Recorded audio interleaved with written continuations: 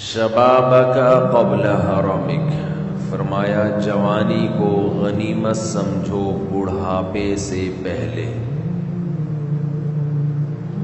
جب آدمی جوان ہوتا ہے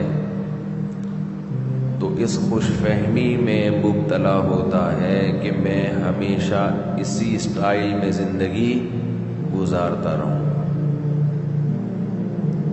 یہ حماقت اور بے وقوفی ہے کہ جیسے آج ہو ویسے آپ کل ہوگے۔ اسی حماقت میں انسان گناہ کرتا ہے، عیاشی کرتا ہے، ناجائز کام کرتا ہے۔ وہ یہ بھول جاتا ہے کہ حساب و کتاب کا دن تو بہت بعد میں آئے گا، بڑھاپا بہت پہلے آ جائے گا۔ بڑھاپا بھی حساب و کتاب کے دن سے پہلے کا ایک حساب و کتاب اللہ نے دنیا میں رکھا ہے۔ چال میں مضبوطی، انسان کی آواز میں مضبوطی، بات چیت، اور اس کے بعد ننکسہ فی الخلق، اللہ فرماتے ہیں انسان کو ہم ریورس گیئر لگا دیتے ہیں۔ چلو بھائی جہاں سے آئے تھے اسی حالت پہ جانا شروع۔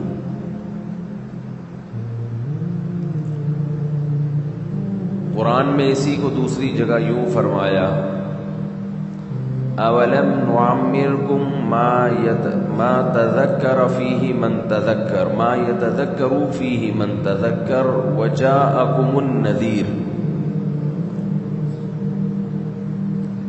قیامت کے دن اللہ تعالیٰ کہیں گے کہ کیا میں نے تمہیں اتنی عمر نہیں دی تھی کہ اگر کوئی نصیحت حاصل کرنا چاہتا تو حاصل کر لیتا، اتنا ٹائم ملا تھا اس کو۔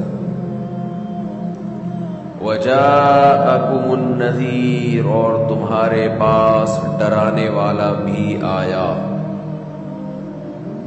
یعنی ایک تو اللہ نے عمر اتنی دی ہے کہ اس میں بھی انسان عقل سے کام لے تو اسے عبرت حاصل ہو جائے۔ دوسرا، اس کے علاوہ بھی اللہ ڈرانے والے بھیجتے رہے۔ مفسرین لکھتے ہیں کہ یہ ڈرانے والا کون ہے؟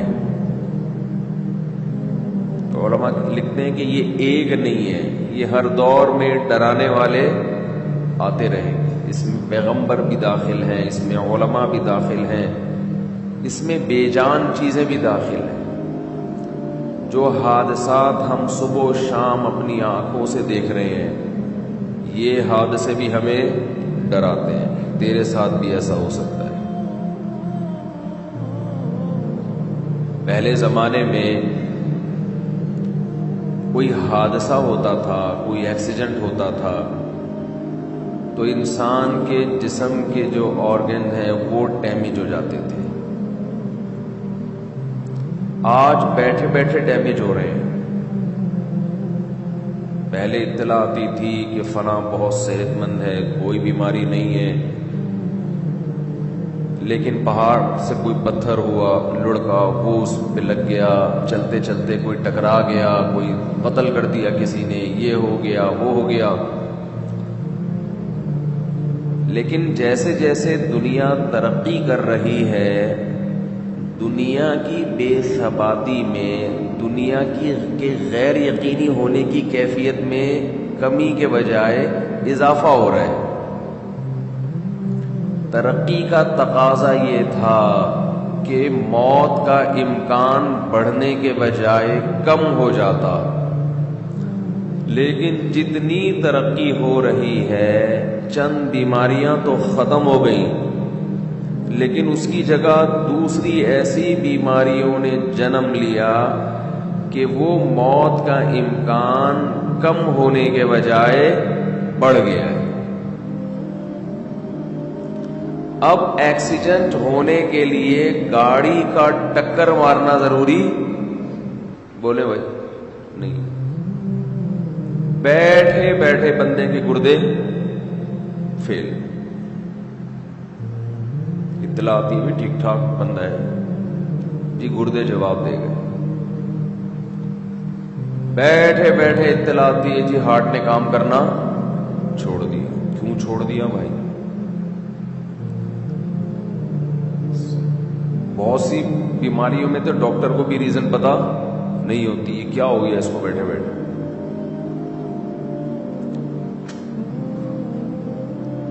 تو گردے خراب، جگر خراب، ہارٹ اٹیک، ایسی بیماریاں. ہمارے ایک جوان دوست فٹ فاٹ صبح اٹھے ہیں تو آدھے پیرالائز، آدھے دھڑ نے کام کرنا چھوڑ دیا. یہ اللہ کی طرف سے سگنل ہوتا ہے کہ ابھی آدھا خراب ہوا ہے، تھوڑے دنوں میں پورا خراب ہو جائے گا. جیسے اس آدھے دھڑ کے خراب ہونے کی آپ کو امید نہیں تھی، آپ خوش فہمی میں تھے کہ میں پورا ہی صحیح رہوں گا، جیسے ابھی پورا صحیح ہوں تو ہمیشہ پورا صحیح. اللہ آدھے پہ فالج گرا کے بتاتے ہیں کہ آدھی موت میں نے تجھے دے دی، ایسے ہی باقی بھی مر جائے گا کسی دن.